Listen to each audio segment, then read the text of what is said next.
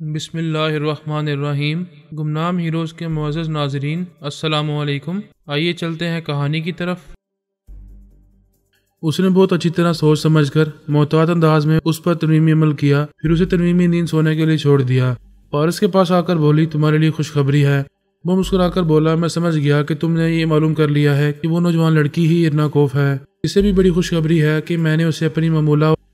وہ خوش ہو کر بولا، یہ تو تم نے کمال کر دیا، یا وردان کو تمہارے اس ترمیمی عمل کا پتہ نہیں چلے گا؟ اسے کبھی معلوم نہیں ہوگا۔ میں نے اس طرح سے اپنی معمولہ اور تابعدار بنایا ہے کہ وہ بظاہر وردان کی ہی تابعدار بن کر رہے گی، کبھی اسے شبہ میں وہ مبتلا نہیں ہونے دے گی۔ تھینکس گاڈ، اب مجھے اس کے بنگلے کے چکر نہیں لگانے پڑیں گے، اور نہ ہی اس حسین اور نوجوان لڑکی پر نظر رکھنی ہوگی جو ارنا کوف ہے۔ تم نے جو مخصوص لب و لہجہ اس کے ذہن میں نقش کیا ہے، وہ تم پاپا کو بھی بتا دو۔ وہ بھی خیال خوانی کے ذریعے اس کی نگرانی کرتے رہیں گے اور یہ معلوم کرتے رہیں گے کہ وہ کمبخت وردان کب وہاں پہنچنے والا ہے۔ وہ شیطان جمیلہ، نبیلہ اور اس کے والدین کو بہت پریشان کر رہا تھا، ان کا جینا حرام کر رہا تھا۔ ہم اسے جلد از جلد ٹھکانے لگائیں گے یا اس کی طاقت کو کم سے کم کرتے رہیں گے تاکہ وہ فرعونیت سے باز آتا رہے۔ میں یہاں رہوں گا، اس کا انتظار کرتا رہوں گا۔ کسی نہ کسی دن تو وہ ارنا کوف کے پاس آئے گا، پھر میں اسے بچ کر جانے نہیں دوں گا۔ جس طرح وہ ان دو بہنوں کو ذہنی طور پر ٹارچر کر رہا ہے، میں اس سے زیادہ اسے اذیتوں میں مبتلا کروں گا، ایسے شکنجے میں لوں گا کہ مرنے کی تمنا کرتا رہے گا، لیکن میں مرنے نہیں دوں گا۔ اسے اپاہج بنا کر تماشائے عبرت بنا دوں گا۔ وہ 4 یا 6 دنوں کے بعد ہی ارنا کوف کے پاس آئے گا۔ فی الحال تم انوشے سے بات کرو، وہ تمہیں یاد کر رہی ہے۔ اس نے موبائل فون نکال کر نمبر پنچ کیے، پھر بٹن دبا کر اسے کان سے لگایا۔ تھوڑی دیر کے بعد انوشے کی آواز سنائی دی۔ وہ چہک کر بول رہی تھی، ہائے پاپا، ابھی ماما نے بتایا ہے کہ آپ مجھے فون کرنے والے ہیں، اور میں بے چینی سے اپنے فون کو تک رہی تھی۔ یہ بتائیں آپ کیسے ہیں؟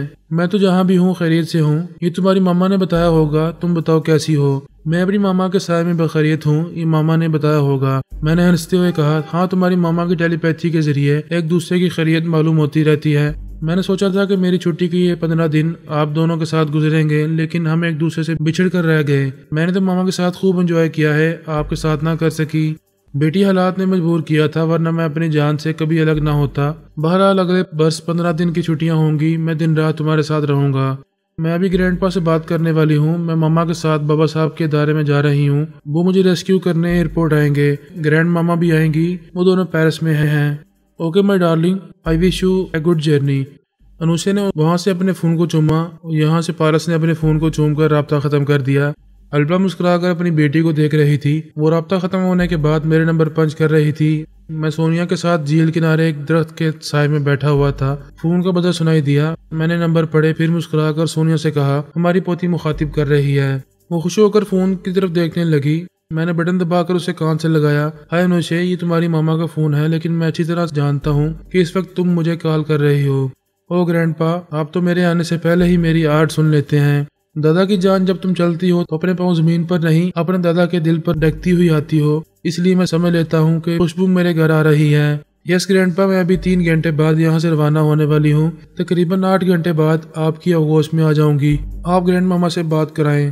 سونیا نے مجھ سے فون لے کر کان سے لگایا، پھر کہا، انوشے میری جان، ابھی تمہارے دادا مجھے بتا رہے تھے کہ تم یہاں پہنچنے والی ہو۔ میں کیا بتاؤں کہ مجھے کتنی خوشی ہو رہی ہے۔ سونیا اپنی پوتی سے باتیں کر رہی تھی، ادھر نیومی کرسٹل اس کے اندر چھپی تمام باتیں سن رہی تھی۔ بلا شبہ وہ سونیا کو شکنجے میں لے کر مجھے دھوکہ دینے میں کامیاب ہو گئی تھی، اور میں دھوکہ کھا رہا تھا۔ ہم بڑے عجیب و غریب حالات سے گزر رہے تھے۔ موجودہ حالات میں کبھی کامیاب ہو رہے تھے اور کبھی انجانے میں ناکام ہوتے جا رہے تھے۔ مثلاً ڈمی سونیا نے میرے بیٹے کبریا، پارس اور میری بیٹی اعلیٰ بی بی اور میری پوتی انوشے کو بری طرح شکنجے میں لے لیا تھا، مجھے گھٹنے ٹیکنے پر مجبور کر رہی تھی۔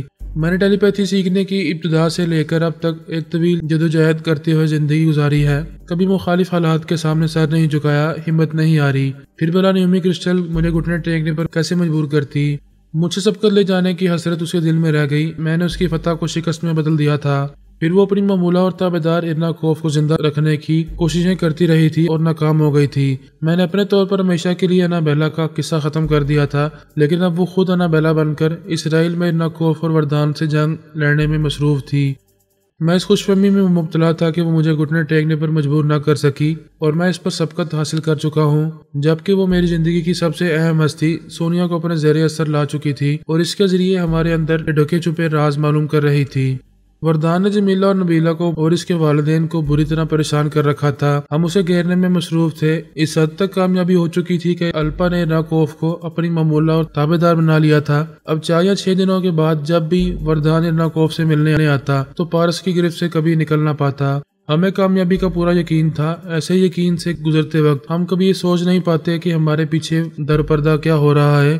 نیومی کرسٹل سونیا کو اپنے زیر اثر لا کر ہمارے تمام اندرونی رازوں سے واقف ہو رہی تھی۔ اس وقت بھی انوشے سے بات کرنے کے بعد الپا مجھ سے باتیں کر رہی تھی اور مجھے بتا رہی تھی کہ اس نے کس طرح ارناکوف کو اپنی ممولہ اور تابع دار بنا لیا ہے۔ آئندہ 4 یا 6 دنوں کے بعد جب وردان اس سے ملنے دارجلنگ آئے گا تو ایسے وقت پارس اس پر ضرور قابو پا لے گا۔ الپا نے مجھ سے کہا، پاپا پارس نے کہا ہے کہ میں آپ کو وہ مخصوص لب و لہجہ بتا دوں جس کے ذریعے ہم ارناکوف کے اندر پہنچ سکتے ہیں۔ میں نے کہا یہ بہتر ہوگا، ہم دونوں وقتاً فوقتاً اس کے اندر جاتے رہیں گے اور معلوم کرتے رہیں گے کہ وہ کمبخت وردان کب اس سے ملنے آ رہا ہے۔ اس نے وہ مخصوص لب و لہجہ مجھے بتایا۔ میں نے اسے ذہن نشین کرنے کے بعد آزمائشی طور پر خیال خوانی کی پرواز کی تو ارناکوف کے اندر جگہ مل گئی۔ وہ میری سوچ کی لہروں کو محسوس نہ کر سکی۔ میں مطمئن ہو کر دماغی طور پر اپنی جگہ حاضر ہو گیا۔ الپا سے رابطہ ختم ہو گیا تھا۔ سونیا نے پوچھا اس سے کیا باتیں ہو رہی تھیں۔ میں نے اسے یہ ساری باتیں بتائیں کہ کس طرح ہم نے ارناکوف کے دماغ پر قبضہ جما لیا ہے اور اب ہمیں وردان کا انتظار ہے۔ نیومی کرسٹل اس کے ذریعے میری باتیں سن رہی تھی۔ اس کے اندر یہ بے چینی پیدا ہو گئی کہ پتہ نہیں الپا نے کون سا مخصوص لب و لہجہ ارناکوف کے ذہن میں نقش کیا ہے۔ اگر وہ لب و لہجہ اسے معلوم ہوتا تو وہ بھی ارناکوف کے اندر پہنچ سکتی تھی۔ وہ یہ اہم بات سونیا کے ذریعے مجھ سے پوچھ سکتی تھی، لیکن میرے ذہن میں سوال پیدا ہوتا کہ سونیا یہ کیوں پوچھ رہی ہے جبکہ وہ ٹیلی پیتھی نہیں جانتی ہے۔ اس طرح مجھے اپنی سونیا پر شبہ ہو سکتا تھا اور نیومی کرسٹل یہ نہیں چاہتی تھی۔ وہ سوچ میں پڑ گئی ایک اہم معلومات حاصل کرنے کے لیے بنا بنایا کام بگاڑنا نہیں چاہتی تھی۔ میں اس کے لیے بہت اہم تھا۔ وہ میری سونیا کے ذریعے دن رات میرے قریب رہنے لگی تھی۔ میری قربت اس کے لیے جذباتی بھی تھی اور معلوماتی بھی تھی۔ وہ بہت سی معلومات حاصل کرتی جا رہی تھی۔ سونیا نے اس کی مرضی کے مطابق مجھ سے کہا، تم یہ تو معلوم کرو کہ ہماری پوتی کس فلائٹ سے آ رہی ہے۔ میں نے کہا وہ انڈین ایئر لائن 207 سے آ رہی ہے۔ یہ فلائٹ یہاں آج رات 8 بجے پہنچے گی۔ نیومی کرسٹل نے فون کے ذریعے ایک ٹریولنگ ایجنسی سے رابطہ کیا۔ ادھر سے ایک بکنگ کلر کی آواز سن کر فون بند کر دیا۔ پھر اس کے دماغ میں پہنچ کر اسے ایک بات پر مائل کیا کہ وہ ممبئی ایئرپورٹ کے جتنے ٹیلی فون نمبر ہیں انہیں بھی کمپیوٹر کے ذریعے معلوم کرے۔ وہ اس کی مرضی کے مطابق معلومات حاصل کرنے لگا۔ ادھر اس نے کئی نمبر نوٹ کیے۔ ان نمبروں کے ذریعے ممبئی ایئرپورٹ کے انکوائری کاؤنٹر سے رابطہ کیا۔ پھر کاؤنٹر کلرک کی آواز سن کر اس کے اعلیٰ افسر کے دماغ میں پہنچ گئی۔ وہ اعلیٰ افسر اس کی مرضی کے مطابق اس کاؤنٹر پر گیا جہاں مسافر بورڈنگ کارڈ حاصل کر رہے تھے۔ معلوم ہوا کہ 1 گھنٹے بعد وہ فلائٹ وہاں سے روانہ ہونے والی ہے جس میں الپا اور انوشے سفر کرنے والی تھی۔ نیومی کرسٹل کئی بار الپا اور انوشے کی آوازیں سن چکی تھی۔ وہ بورڈنگ کارڈ جاری کرنے والے کاؤنٹر کلرک کے دماغ میں بیٹھی رہی۔ پھر اس کے ذریعے اس نے الپا اور انوشے کی آوازیں سنی۔ وہ بورڈنگ کارڈ حاصل کرنے کے بعد وہاں سے جا رہی تھی۔ اس کے بعد اس نے اور 2-4 مسافروں کی آوازیں سنی، انہیں اپنے ذہن میں نقش کیا۔ پھر ان میں سے ایک کے دماغ میں رہ کر جہاز کے اندر پہنچ گئی۔ اس کا ایک دستے راست ٹیلی پیتھی جانے والا کاشف جمال لکھنؤ میں تھا۔ وہ اس سے فرحات کہہ کر مخاطب کیا کرتی تھی۔ جب اس نے اعلیٰ بی بی کو وہاں ایک بنگلے میں قید کر کے مجھے مجبور اور بے بس بنانا چاہا تھا، تب کاشف جمال وہاں اس کے بنگلے کے سامنے دوسرے مکان میں تھا اور وہاں سے اعلیٰ بی بی کی نگرانی کر رہا تھا۔ جب وہ نگرانی کرنے میں ناکام رہا اور اعلیٰ بی بی ہاتھ سے نکل گئی، تب وہ نیومی کرسٹل کی ہدایت کے مطابق ممبئی چلا آیا تھا۔ نیومی کرسٹل نے اسے خیال خوانی کے ذریعے مخاطب کیا، مائی فرحات، ابھی تمہیں خیال خوانی میں مصروف رہنا ہے۔ الپا اپنی بیٹی کو لے کر پیرس جا رہی ہے۔ جہاز یہاں سے ابھی روانہ ہوا ہے، تم میرے دماغ میں آؤ۔ وہ اس کے اندر پہنچا۔ پتہ چلا نیومی کرسٹل اس جہاز میں کسی مسافر کے اندر ہے۔ وہ سوچ کے ذریعے بولی، تم ان ماں بیٹی کو چہروں سے بھی پہچانتے ہو؟ ہاں میں انہیں اچھی طرح پہچانتا ہوں۔ بابا صاحب کے دائرے میں انوشے سے مل بھی چکا ہوں۔ جیسا کہ تم نے بتایا تھا انوشیا ابھی 7 برس کی ہے۔ کیا اتنی کم عمر لڑکی یوگا کی ماہر ہو سکتی ہے اور پرائی سوچ کی لہروں کو محسوس کر سکتی ہے؟ بے شک اس کی دادی آمنہ فرحات روحانیت کے مراحل سے گزر رہی ہے۔ یہ بچی اسی کے ساتھ رہتی ہے، اس پر بھی روحانیت کا اثر ہے۔ اس کا مطلب ہے کہ ہم انوشیا کے اندر نہیں جا سکیں گے۔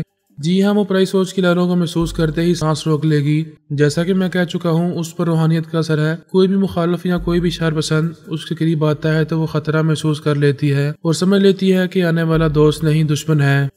ہم یہاں کسی کو اداکار بنا کر اس کے قریب جا سکتے ہیں۔ نہیں، وہ اداکار اور انوشے کا دشمن نہیں ہوگا، لیکن ہم دشمنی کرنے والے اس اداکار کے اندر موجود ہوں گے تو وہ بے چینی محسوس کرے گی اور الپا کو اشارہ کر دے گی۔ پھر الپا ہمارے اس اداکار کے پیچھے پڑ جائے گی۔ یہ بید کھل جائے گا کہ دشمن ٹیلی پیتھی جاننے والے ان ماں بیٹی کی نگرانی کر رہے ہیں۔ وہ گہری سانس لے کر بولی، فرحاد علی تیمور کی فیملی کا ہر فرد عجیب و غریب ہے، ایک کو چھیڑو تو سبھی کے دماغوں میں کرنٹ پہنچنے لگتا ہے۔ میں یہ نہیں چاہوں گی کہ الپا کو یہاں ہماری موجودگی کا علم ہو۔ کاشف جمال نے نیومی کرسٹل سے کہا، سونیا تمہیں یہ بات اچھی طرح ذہن نشین کر لینی چاہیے کہ انوشے کو کسی بھی طرح گرفت میں لینا چاہو گی تو بید کھل جائے گا، تم اس کے قریب نہیں جا سکو گی، صرف اسے اپنے اعلی کار کے ذریعے دور سے گولی مار سکو گی۔ میں فرحاد کے کسی بھی فیملی ممبر کو جانی نقصان نہیں پہنچانا چاہتی، لیکن تم نے تو کبریا، پارس، آلا بی بی اور انوشے کو یرغمال بنایا تھا، انہیں قیدی بنا کر فرحاد کو چیلنج کیا تھا کہ اگر وہ تمہاری مرضی کے خلاف کوئی کارروائی کرے گا تو اس کے بچوں کو موت کے گھاٹ اتار دیا جائے گا۔ ہاں میں نے محض دھمکی دی تھی، حقیقتاً میں ایسی کوئی بڑی واردات نہیں کرنا چاہتی تھی جس کے نتیجے میں آئندہ فرحاد میری جان کا دشمن بن جائے۔ وہ درست کہہ رہی تھی، اس نے خود کو مکمل طور پر سونیا بنانے کے مرحلے سے گزرتے ہوئے یہ فیصلہ کیا تھا کہ وہ سونیا بن کر میرے بازو میں آئے گی اور ہمیشہ میرے بچوں کی ماں بن کر میرے ساتھ زندگی گزارتی رہے گی۔ میری فیملی میں اور میرے دل میں جگہ بنانے کے لیے یہ ضروری تھا کہ وہ میرے اور میرے بچوں کے خلاف واردات کرتی رہتی، لیکن اس طرح کہ کسی کو جانی نقصان نہ پہنچتا۔ وہ میری سونیا کی جگہ لینا چاہتی تھی، اگر وہ چاہتی تو سونیا کو ٹریپ کرنے کے بعد اس سے اپنی معمولہ اور تابعدار نہ بناتی بلکہ اسے جان سے مار ڈالتی، لیکن وہ مجھے اتنا بڑا نقصان نہیں پہنچانا چاہتی تھی۔ دشمنی کے باوجود میرا دل جیتنے کے لیے اس نے سونیا کو زندہ سلامت رکھا تھا۔ صرف اتنا ہی نہیں، اس نے میری سونیا کو میرے پاس پہنچا دیا، انتہائی دشمنی کے باوجود انتہائی دوستی کا ثبوت بھی دے رہی تھی، لیکن اس کی یہ دوستی مجھے اور میرے بچوں کو مہنگی پڑ رہی تھی۔ وہ ہمارے کتنے ہی معاملات میں مداخلت کر رہی تھی، ہم بار بار کامیابیاں حاصل کر رہے تھے اور وہ بار بار ہمیں ناکامی کی طرف لے جا رہی تھی۔ اس کی دوستانہ دعوت کے باعث دشمنوں کو فائدہ پہنچ رہا تھا۔ مثلا اس نے اسرائیل میں پہلے انا بیلا کو فائدہ پہنچانا چاہا، اسے اپنی معمولہ اور تابعدار بنا کر اس کے ذریعے وہاں حکومت کی اچھی خاصی پلاننگ کر لی۔ جب ہم نے انا بیلا کو جہنم میں پہنچا دیا تو وہ خود انا بیلا بن گئی۔ ایسے وقت ارنا کوف اور وردان کو فائدہ پہنچنے لگا، وہ اس کے مقابلے میں اسرائیل پہنچ گئے۔ اب اسے یہ معلوم ہوا تھا کہ الپا نے ارنا کوف کو اپنی معمولہ اور تابعدار بنا لیا ہے، تب سے وہ بے چین ہو گئی تھی۔ خود ارنا کوف کے اندر پہنچنا چاہتی تھی، اس کے لیے یہ معلوم کرنا ضروری تھا کہ الپا نے اس کے اندر پہنچنے کے لیے کون سا مخصوص لب و لہجہ اختیار کیا ہے، اور یہی معلوم کرنے کے لیے وہ الپا اور انوشے کے قریب اس جہاز میں پہنچی ہوئی تھی۔ اس نے اپنے دستے راز کاشف جمال سے کہا، مجھے انوشے سے کوئی دلچسپی نہیں ہے، یوں بھی میں اسے اس لیے نقصان نہیں پہنچاؤں گی کہ وہ فرحاد کی بہت ہی لاڈلی پوتی ہے، میں صرف الپا کے دماغ میں کسی طرح پہنچنا چاہتی ہوں۔ پھر تو ایک ہی راستہ ہے کہ الپا کو دماغی کمزوری میں مبتلا کیا جائے، لیکن یہاں شاید کسی کے پاس اعصابی کمزوری کی کوئی دوا نہیں ہوگی۔ ایسی کوئی دوا مل جائے تو ہم کسی ایئر ہوسٹس کے دماغ پر قبضہ جما کر الپا کی کھانے پینے کی کسی چیز میں وہ دوا ملا سکتے ہیں۔ نیومی نے کہا، ہم دونوں کو یہاں کے ایک مسافر کے دماغوں میں پہنچنا چاہیے، شاید ان مسافروں میں کوئی ڈاکٹر ہو اور اس کے بیگ میں کوئی ایسی ضرر رساں دوا موجود ہو تو ہم اسے حاصل کر سکیں گے۔ ٹھیک ہے، میں ایک کے ذریعے دوسرے کے اور دوسرے کے ذریعے تیسرے کے دماغ میں پہنچتا جاؤں گا، تم بھی یہی کرو، لیکن اگر یہاں کوئی ڈاکٹر نہ ملا، کوئی دوا نہ ملی تو آخری راستہ یہی ہوگا کہ ہم کسی اعلی کار کے ذریعے الپا کو زخمی کریں۔ ہاں، آخری راستہ یہی ہوگا، مجھے ہر حال میں صرف تھوڑی دیر کے لیے ہی اس کے دماغ میں پہنچنا ہے اور ایک اہم معلومات حاصل کرنی ہے، میں اس معلومات کے ذریعے وردان کی شارک تک پہنچ سکوں گی۔ وہ دونوں خیال خانی میں مصروف ہو گئے، کبھی ایک مسافر کے ذریعے دوسرے مسافر کے اندر پہنچنے لگے، کبھی ایئر ہوسٹس اور اسٹیورڈ وغیرہ کے ذریعے دور دور تک بیٹھے ہوئے مسافروں کے پاس پہنچتے گئے۔ میں نے خیال خانی کے ذریعے انوشے کو مخاطب کیا، وہ سانس روکنا چاہتی تھی۔ میں نے کہا، میں ہوں تمہارا گرینڈ پا۔ وہ خوش ہو کر بولی، ہائے گرینڈ پا، میں اس وقت طیارے میں ہوں، تقریباً 4 گھنٹے کے بعد آپ کی اور گرینڈ مما کے پاس پہنچنے والی ہوں۔ سفر کیسا ہو رہا ہے؟ انجوائے کر رہی ہو؟ بہت انجوائے کر رہی ہوں۔ پھر وہ الپا سے بولی، ماما، گرینڈ پا مجھ سے باتیں کر رہے ہیں۔ الپا مسکرا کر اسے دیکھنے لگی۔ میں نے کہا، اب میں تمہاری ماما کے پاس جا رہا ہوں، ان سے باتیں کروں گا۔ یہ کہہ کر میں نے الپا کو مخاطب کیا، اس نے مجھے سلام کیا۔ میں نے سلام کا جواب دیتے ہوئے کہا، تم انوشے کو لے کر یہاں پیرس آؤ گی، میں اسے لے کر بابا صاحب کے دائرے میں جاؤں گا، اس وقت تم سونیا کے ساتھ پیرس میں رہو گی۔ اس نے پوچھا کہ ماما آپ کے ساتھ ادارے میں نہیں جائیں گی؟ میں چاہتا ہوں وہ بھی نہ جائیں، یہیں جھیل والے کاٹیج میں تمہارے ساتھ رہیں اور تم بڑی رازداری سے اپنی سونیا ماما کی اسٹڈی کرتی رہو۔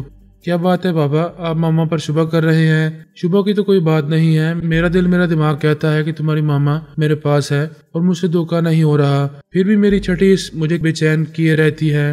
اس نے تائید کی، جی ہاں، جب کبریا، پارس، آلا بی بی اور انوشے پر مصیبتیں آ رہی تھیں اور انہیں قیدی بنایا گیا تھا، اس سے پہلے میری بھی چھٹی مجھے بے چین کر رہی تھی، مگر سمجھ میں نہیں آ رہا تھا کہ کیا ہونے والا ہے۔ لیکن اب آپ ماما کے بارے میں کیا سوچ رہے ہیں؟ بار بار یہی بات دماغ میں آتی ہے کہ میری سونیا کو ٹریپ کیا گیا ہے۔ میں چپ چاپ اس کی اسٹڈی کرتا ہوں، وہ کبھی کبھی بالکل گمسم سی ہو جاتی ہے، خلا میں تکنے لگتی ہے۔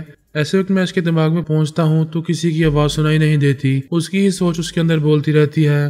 پاپا ایسا بھی تو ہو سکتا ہے کہ کوئی ٹیلی پیتھی جاننے والا ماما کی سوچ میں ہی ان سے بولتا ہو۔ ہاں یہی بات میرے دماغ میں کھٹکتی ہے۔ ٹیلی پیتھی کی تکنیک ہم خوب سمجھتے ہیں، ہم خود دشمنوں کے ساتھ ایسے کھیل کھیلتے ہیں کہ انہی کی سوچ میں بولتے رہتے ہیں، انہیں یہ معلوم نہیں ہونے دیتے کہ ہم ان کے اندر چھپے ہوئے ہیں۔ پاپا اگر وہ اجنبی ٹیلی پیتھی جاننے والی عورت ہماری ماما کے اندر چھپی رہتی ہے تو اس کا مطلب یہی ہوا کہ اس نے ماما کو اپنی ممولہ اور تابعدار بنا لیا ہے۔ آپ میری ایک بات مانیں گے؟ بولو کیا کہنا چاہتی ہو؟ آپ انوشے کے ساتھ ماما کو بھی بابا صاحب کے دائرے میں لے جائیں، وہاں روحانی ٹیلی پیتھی کے ذریعے معلوم ہو جائے گا کہ ماما کے اندر کیا ہو رہا ہے۔ میں نے کہا جناب تبریزی اور میری وائف آمنہ، کبھی روحانی ٹیلی پیتھی کے ذریعے ہمارے کبھی کام نہیں آتے ہیں۔ جب بہت ضروری ہوتا ہے اور قدرت کی طرف سے کوئی اشارہ ملتا ہے تبھی وہ ہماری مدد کرتے ہیں۔ وہ روحانی ٹیلی پیتھی کے ذریعے ہمیں کچھ بتانا چاہیں گے تو خود ہی بتائیں گے، چونکہ ان کی طرف سے بے نیازی ہے، وہ ہماری طرف توجہ نہیں دے رہے، اس لیے میں سونیا کو بابا صاحب کے دائرے میں نہیں لے جا رہا۔ یہ چاہتا ہوں کہ تم یہاں آ کر جھیل کی کاٹیج میں سونیا کے ساتھ رہو اور اس کی اسٹڈی کرتی رہو۔ میں آپ کی ہدایت کے مطابق یہی کروں گی کہ آپ ماما پر ترمیمی عمل کر کے ان کے برین کو واش کر کے ان کے چور خیالات کے ذریعے اصلیت معلوم نہیں کر سکیں گے۔ جب میں بہت ضروری سمجھوں گا تو ایسا کروں گا۔ فی الحال میں اس طاق میں ہوں کہ اگر وہ اجنبی ٹیلی پیتھی جاننے والی سونیا کے اندر چھپی رہتی ہے تو اس کی کوئی غلطی پکڑ لوں، اس سے پہلے میں اسے یہی تاثر دیتا رہوں کہ میں دھوکہ کھا رہا ہوں۔ پاپا کچھ اندازہ ہے کہ یہ اجنبی ٹیلی پیتھی جاننے والی عورت کون ہو سکتی ہے؟ ابھی کچھ سمجھ میں نہیں آ رہا، ذہن یہی کہتا ہے کہ ٹیلی پیتھی کی دنیا میں یہ کوئی نئی پیداوار ہے۔ تم یہاں ہوگی تو اس کے بارے میں تفصیل سے باتیں ہوں گی۔ ابھی میں جا رہا ہوں۔ میں دماغی طور پر حاضر ہو گیا۔ ادھر نیومی کرسٹل اور کاشف جمال مسافروں کے دماغوں میں پہنچ رہے تھے۔ تقریباً 10-12 مسافروں کے دماغوں میں پہنچتے انہیں ایک ڈاکٹر مل گیا۔ اس کے خیالات نے بتایا کہ اس کے پاس جو بیگ رکھا ہوا ہے اس میں کئی دوائیں ہیں، ان میں ایک ضرر رساں دوا بھی ہے۔ کاشف جمال نے اس کے دماغ پر قبضہ جما لیا۔ نیومی کرسٹل ایک ایئر ہوسٹس کے دماغ پر قبضہ جما کر اسے وہاں لائی۔ ڈاکٹر نے وہ ضرر رساں دوا نکال کر اس کے حوالے کی، منہ سے لے کر وہاں چلی گئی جہاں مسافروں کے لیے کھانے کی ٹرالی تیار کی جا رہی تھی۔ اس ایئر ہوسٹس نے دوا کو اپنے گریبان میں چھپا لیا تھا۔ کھانے کی ٹرالی مسافروں کے درمیان سے گزر رہی تھی اور ہر مسافر کو کھانے کی ایک ایک ٹرے پیش کی جا رہی تھی۔ نیومی اور کاشف جمال اس ایئر ہوسٹس کے دماغ میں جم کر بیٹھے ہوئے تھے۔ جب وہ الپا اور انوشے کے قریب ٹرالی لانے لگی تو اس نے چپکے سے دوا گریبان سے نکالی، پھر اسے ایک ٹرے کے کھانے میں ملا دیا۔ نیومی اور کاشف جمال پوری طرح اس کی طرف متوجہ تھے اور اس کے ذریعے وہی ٹرے الپا تک پہنچانا چاہتے تھے۔ جب وہ ٹرالی دھکیلتی ہوئی ذرا اور قریب آئی تو انوشے نے چونک کر اس ایئر ہوسٹس کو دیکھا، پھر اپنا ہاتھ الپا کے ہاتھ پر رکھ کر ہولے سے دبایا۔ الپا نے فوراً اس خیال خوانی کی چھلانگ لگائی۔ بیٹی کے اندر پہنچی تو وہ بولی، ماما ایئر ہوسٹس مشکوک ہے۔ الپا نے نظریں اٹھا کر ایئر ہوسٹس کی طرف دیکھا۔ ادھر نیومی اس کے اندر بیٹھی اس کے ذریعے الپا کو دیکھ رہی تھی۔ یوں لگا جیسے الپا سے نظریں چار ہو رہی ہوں۔ ایئر ہوسٹس نے ٹرے الپا کی طرف بڑھائی تو اس نے مسکراتے ہوئے ٹرے کو قبول کر لیا۔ وہ جانتی تھی کہ کوئی ٹیلی پیتھی جاننے والا اس کے اندر ہے، لہذا اس کے چور خیالات آسانی سے نہیں پڑ سکے گی۔ وہ مسکرا کر ایئر ہوسٹس سے بولی، میں کھانے کے ساتھ 7 اپ ضرور لیتی ہوں، کیا تمہارے پاس یہ ڈرنک ہوگی؟ وہ کولڈ ڈرنک کی بوتل لینے کے لیے ٹرالی کے نیچے جھکی تو الپا نے اچانک ہی اس کے اندر پہنچ کر ایک زلزلہ پیدا کیا۔ وہ چیخ مار کر پیچھے گر پڑی۔ تمام مسافر چونک کر اسے دیکھنے لگے۔ نیومی سوچ بھی نہیں سکتی تھی کہ الپا اچانک ہی ایسا حملہ کرے گی۔ اگر اسے ذرا بھی شبہ ہوتا تو وہ اس ایئر ہوسٹس کے دماغ پر پوری طرح قبضہ جما کر رکھتی، لیکن ایسا نہ ہو سکا اور الپا کو اس کے اندر پہنچ کر اس کے کمزور دماغ کو پڑھنے کا موقع مل گیا تھا۔ اسے فوراً ہی معلوم ہو گیا کہ ایئر ہوسٹس نے اپنے گریبان سے ایک دوا نکال کر اس کے کھانے میں ملائی ہے، اور ایسا کرتے وقت وہ بیچاری غائب دماغ تھی۔ وہ نہیں جانتی تھی کہ اسے ایسی حرکت کیوں سرزد ہو رہی ہے۔